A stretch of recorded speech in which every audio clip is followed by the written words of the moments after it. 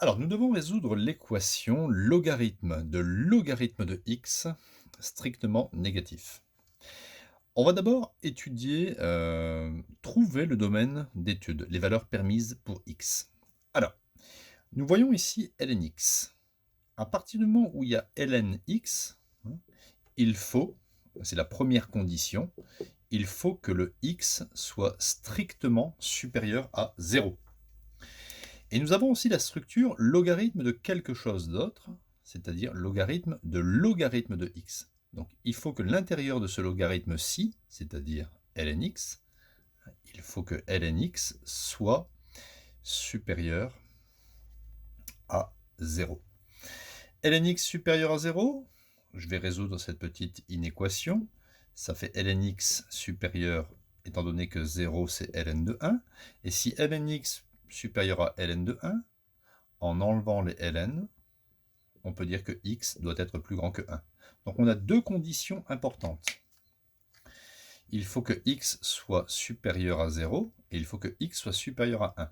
Donc si je fais un axe, x supérieur à 0, ce sont les valeurs de x comprises entre 0 et plus l'infini. Et x supérieur à 1, je le dessine en vert, ce sont simplement les valeurs de x ici comprises entre 1 et plus l'infini. Moi, je dois tenir compte des deux conditions en même temps. Il faut qu'en même temps, x appartienne à l'ensemble bleu et à l'ensemble vert. Donc, je vais considérer ici le commun. Et donc, le domaine d'étude, ça sera le domaine commun, ça sera 1 à plus l'infini. Voilà, donc s'il y a des solutions, elles seront forcément dans le domaine d'étude. On va passer maintenant à la résolution de l'inéquation. Donc je vais la recopier. ln de x inférieur à 0. Mais 0, je vais écrire que c'est logarithme de 1. Donc à partir du moment où on a ln de a qui est inférieur à ln de b, ça équivaut à a qui est plus petit que b.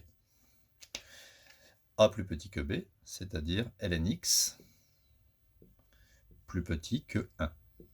D'accord? Ln de a inférieur à ln de b équivaut à a inférieur à b. Et je peux recommencer le même raisonnement ici, en sachant que 1 correspond à logarithme de exponentielle de 1. Ici, j'ai logarithme d'une quantité qui est plus petite que logarithme d'une autre quantité. Je peux donc écrire que x est inférieur à e. X inférieur à e. Donc voilà l'ensemble des solutions de cette ici inéquation. Alors, je vais remettre le domaine d'étude, toujours très important. Donc le domaine d'étude, c'est entre 1 et plus l'infini. Il faut que les solutions appartiennent à cet ensemble. Et moi, x doit être inférieur à e. E, c'est e de 1, à peu près 2,7. Donc il faut que mes solutions appartiennent à l'intervalle moins l'infini e. Donc, je dois tenir compte, pour trouver les solutions réelles de mon inéquation, du domaine commun entre les solutions que j'ai trouvées pour mon inéquation et celles du domaine d'étude. Je prends le domaine commun, c'est assez simple. Donc voilà, les solutions, ce seront les valeurs de x comprises entre 1 et exponentielle de 1. Donc voilà l'ensemble des solutions de cette inéquation qui n'était pas si simple que ça.